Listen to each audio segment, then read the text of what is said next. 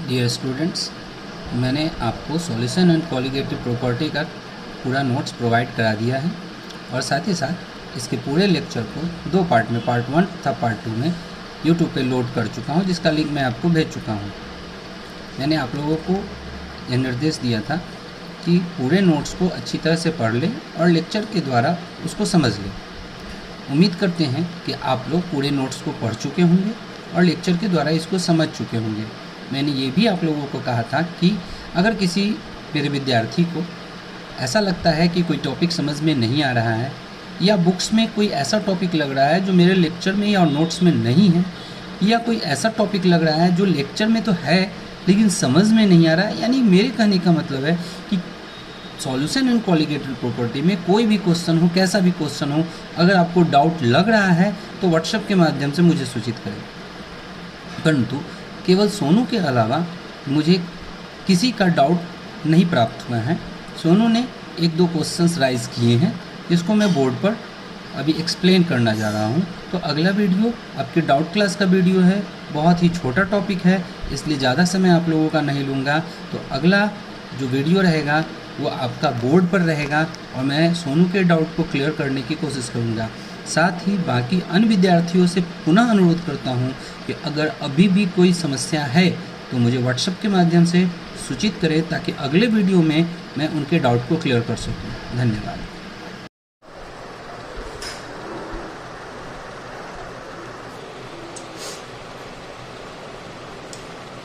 Students, जैसा कि मैंने आपको कहा कि सोनू के द्वारा 3 क्वेश्चंस डाउट के रूप में राइज किए गए हैं solution and colligative property chapter से। मैं आपको बताऊं, पहला क्वेश्चन सोनू के द्वारा ये एक चार्ट को मेरे व्हाट्सएप पे भेजा गया था और उसने कहा था कि ये चार्ट मुझे समझ में नहीं आ रहा है। तो मैं आप सभी को इस चार्ट के बारे में बता रहा हूं कि एनसीईआरटी में आपको इस तरह का एक चार्ट मिलेगा। इसमें आपको और से भी बहुत सारे कंपाउंड्स के बारे में दिए होंगे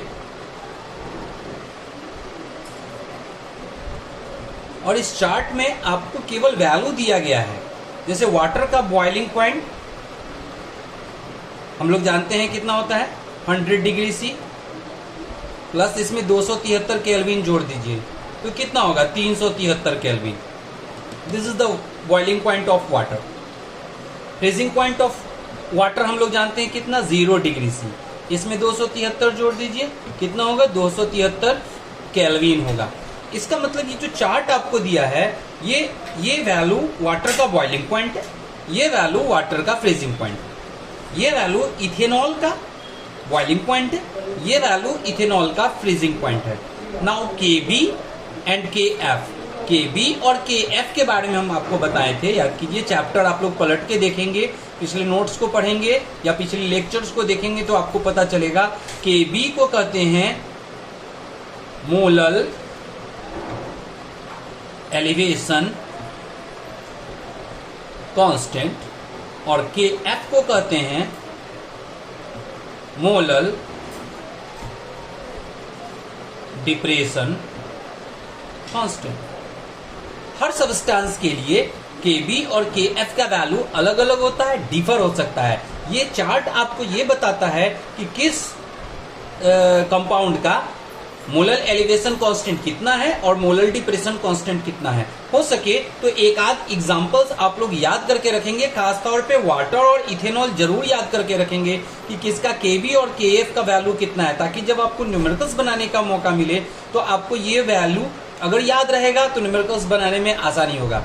इसलिए ये चार्ट आपको याद करना है, कम से कम अगर पूरा नहीं चार्ट याद कर सकते हैं, कम से कम वाटर और इथेनॉल का वैल्यू जरूर याद कर लेंगे। बॉइलिंग पॉइंट और फ्रीजिंग पॉइंट तो मोस्ट प्रोबेबली हर स्टूडेंट्स को याद रहता ही है, जो कि मैं बताया 100 डिग्री सी और 0 degree C. Boiling point 100 degree C, freezing point 0 degree C. Kelvin में देखा जाए तो 373 और 273। बॉइलिंग पॉइंट वाटर का होता है 373 केल्विन और फ्रीजिंग पॉइंट वाटर का होता है 273 kelvin. It means boiling point और फ्रीजिंग पॉइंट मोस्ट प्रोबेबली आप लोगों को याद रहता है। आप लोगों को याद करना है value of Kb and Kf, यानी मोलर एलिवेशन कांस्टेंट का वाटर का क्या वैल्यू होता है और मोलर डिप्रेशन कांस्टेंट का वाटर का क्या वैल्यू होता है। तो ये चार्ट आप लोगों को याद करना है, इसमें कुछ अधिक समझने वाली बात नहीं है। दूसरा बात, ये एक ग्राफ व्हाट्सएप के माध्यम से भेजा गया था, ये भी आपको एनसीईआरटी में मिल जाएगा।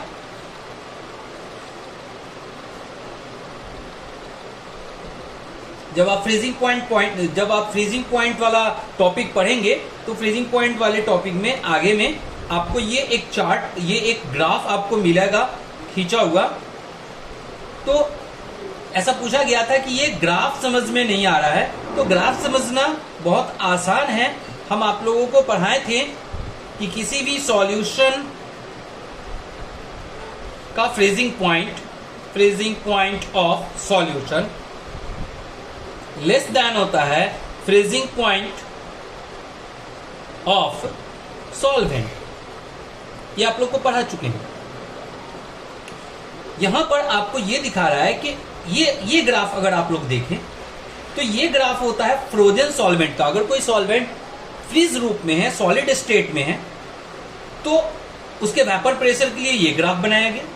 लेकिन टेम्परेचर यहां पे दे रहा है, यानी जैसे जैसे टेम्परेचर राइज कर रहा है, ये जो फ्रोजन सॉल्वेंट है एक निश्चित पॉइंट, यानी उसका बॉइलिंग पॉइंट जब आ जाता है, एक ऐसा टेम्परेचर, अगर यहां पे हम लोग इसको इस तरह से खींचे तो यहां जो T1 का वैल्यू होगा, जो भी हो T1 का वैल्यू होगा, ये इस सॉल्वेंट का बॉइलिंग पॉइंट होगा। आफ्टर बॉइलिंग पॉइंट ये जो सॉल्वेंट है वो कन्वर्ट कर जाता है लिक्विड फॉर्म में। लेकिन अगर ये सॉल्वेंट में हम कोई एक नॉन वोलेटाइल सॉल्यूट घुला दें, तो वी नो दैट कि when a non volatile solute dissolve in a solvent, it's freezing point decreases. It means that the freezing point of solution is less than the freezing point of solvent. तो इसलिए ये जो graph मिला, ये आपको मिला for liquid solvent. और अगर इसमें लिक्विड में अगर आप लोग कोई सॉल्यूट बुला देते हैं, नॉन वोलेटाइल सॉल्यूट, तो बनता है सॉल्यूशन। और उसका जो ग्राफ मिलता है वो उसका आपको थोड़ा नीचे आ रहा है, यानी सेम टेम्परेचर पर लिक्विड का जो वेपर प्रेशर होगा उसके रिस्पेक्ट में सॉल्यूशन का वेपर प्रेशर कम होगा। और अगर वेपर प्रेशर कम होगा तो सो ऑन कि आपका फ्रीजिंग पॉइंट भी कम होगा, क्योंकि हम लोग जानते हैं कि वेपर प्रेशर अगर लेस होता है किसी भी लिक्विड का, अगर वेपर प्रेशर लेस है, कम है, तो उसका बॉइलिंग पॉइंट अधिक होता है। वेपर प्रेशर लेस तो boiling point more, and then also freezing point less. तो इस ग्राफ से देखने से मिल रहा है कि सेम टेम्परेचर पर एक लिक्विड सॉल्वेंट का जितना वेपर प्रेशर होगा उससे कम वेपर प्रेशर सॉल्यूशन का होगा। इसका मतलब कि फ्रीजिंग पॉइंट सॉल्वेंट का अधिक होगा और सॉल्यूशन का कम होगा। इट मींस ये जो रिलेशन है, freezing point of solution is less than the freezing point of solvent on a certain temperature, ये इस ग्राफ के माध्यम से आपको समझाने का कोशिश किया जा रहा है। उम्मीद करते हैं कि ये ग्राफ आप लोगों को समझ में आ गया होगा। अगर ये नहीं समझ में आया तो एक वीडियो को आप रिवाइंड करके देखिए, और अगर फिर भी अगर आप लोग को नहीं समझ में आएगा तो इंतजार कीजिए, ऑफलाइन जब क्लास शुरू होगा तो हम इसको फिर से समझा देंगे। तत्काल मैं तीसरे क्वेश्चन पर चल रहा हूं।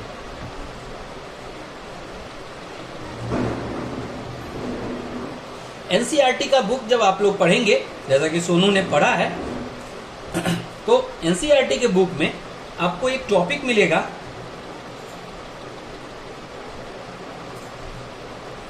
रॉल्ट्स law as a special case of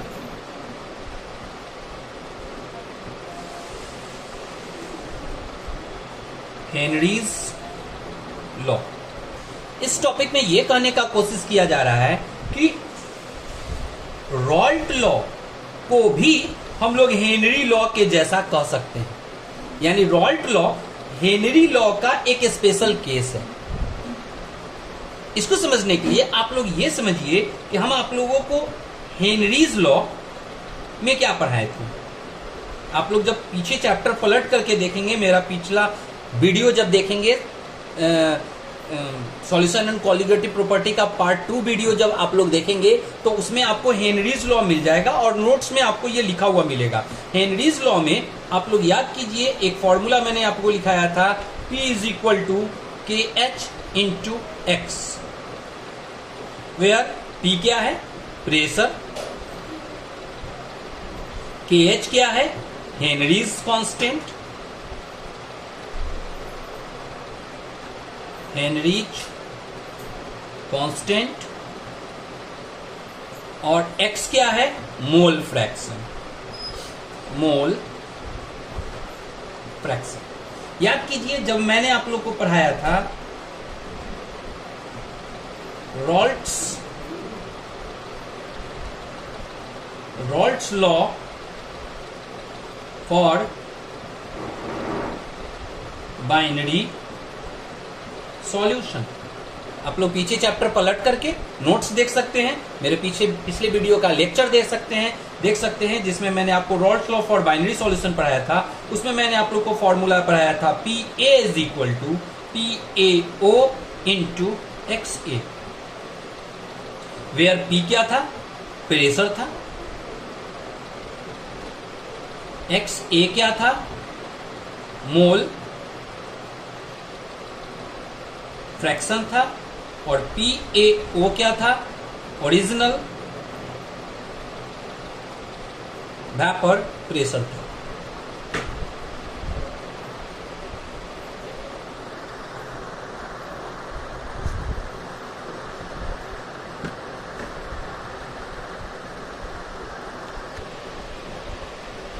एक बार फिर से देख लीजिए, Raoult's law for binary solution में मैंने आप लोगों को पढ़ाया था PA is equal to PAO into XA, और हेनरीज लॉ में पढ़ाया था P is equal to KH into X, जहां PA होता है प्रेशर, पार्शियल प्रेशर इसको कह सकते हैं, नोट्स में लिखाया था मैंने। PAO original vapour pressure of solvent, XA mole fraction of solute. Henrys law में P होता है प्रेशर, KH होता है हेनरीज कांस्टेंट, और X होता है मोल फ्रैक्शन। अब अगर दोनों लॉ को हम एक दूसरे से अगर कंपेयर करें, इक्वेशन 1 और इक्वेशन 2, अगर दोनों को आप कंपेयर करें तो आप लोगों को देखने के लिए मिलेगा कि ये P और ये P प्रेशर को डिनोट कर रहा है, ये X और ये X मोल फ्रैक्शन को डिनोट कर रहा है। इट मीन्स हेनरीज कांस्टेंट जो है वो ओरिजिनल वेपर प्रेशर के अप्रोक्स इक्वल है, सिमिलर जैसा आ रहा है। यानी अगर हम लोग करते हैं PA is equal to PAO into XA and P is equal to KH into X, तो इसमें इट मीन्स कि PAO और KH एक दूसरे के सिमिलर हो रहा है। देखने से लग रहा है कि दोनों जो लॉ है वो एक जैसा है। यानी हेनरीज लॉ में हम लोग कह सकते हैं कि pressure of the gas is directly proportional to the mole fraction of solute, और रॉल्ट्स लॉ में कर सकते हैं कि the partial pressure of component is directly proportional to their mole fraction. It means Raoult's law और Henry's law एक दूसरे के काफी सिमिलर है, इसीलिए हम लोग कह सकते हैं कि रॉल्ट लॉ हेनरी लॉ का ही एक स्पेशल केस है। It means that Raoult's law is a special case of Henry's law. इसका मतलब हेनरी के लॉ को ही स्पेशल रूप से हम लोग रॉल्ट्स लॉ के रूप में व्यक्त कर सकते हैं, एक्सप्रेस कर सकते हैं, डिनोट कर सकते हैं। उम्मीद करते हैं कि ये टॉपिक आप लोगों को समझ में आया होगा। तो आगे आप लोग इस चैप्टर को अच्छे से पढ़ें। पहला चैप्टर सॉलिड स्टेट और दूसरा chapter solution and colligative property. अगर इसमें अभी और भी कोई दिक्कत है, मेरे किसी भी स्टूडेंट्स को और भी कोई डाउट अगर अभी भी आ रहा है तो व्हाट्सएप के माध्यम से मुझे सूचित करें, ताकि नेक्स्ट डाउट क्लास की वीडियो में मैं आप सभी के क्वेश्चन को सॉल्व कर सकूं। धन्यवाद। तो इस तरह से मैं उम्मीद करता हूं कि आप लोगों को मैंने जो भी समझाया वो आप लोगों को समझ में आ चुका होगा। विद्यार्थियों, पुनः मैं आप लोगों को बता रहा हूं कि अब अगला चैप्टर यानी तीसरा चैप्टर इलेक्ट्रोकेमिस्ट्री का नोट्स मैं व्हाट्सएप के माध्यम से आप लोगों को आज भेज रहा हूं। आप लोगों को यह बताना चाहता हूं कि आप लोग इस हफ्ते में इसको अच्छे से फेयर कर ले, कॉपी पे उतार ले, अच्छे से इस पूरे चैप्टर को पढ़ ले, ताकि मैं जब इसका लेक्चर बना करके यूट्यूब पे अपलोड करूं तो आपको समझने में कोई दिक्कत नहीं हो। बहुत ही जल्द मैं तीसरे चैप्टर के इलेक्ट्रोकेमिस्ट्री चैप्टर के लेक्चर का वीडियो अपलोड करने जा रहा हूं। लेकिन इससे पहले कि मैं इसके लेक्चर को अपलोड करूं, आप लोग इसका फेयर ज़रूर कर लें। हो सके तो 1-2 बार इस चैप्टर को पढ़ने की कोशिश ज़रूर करें।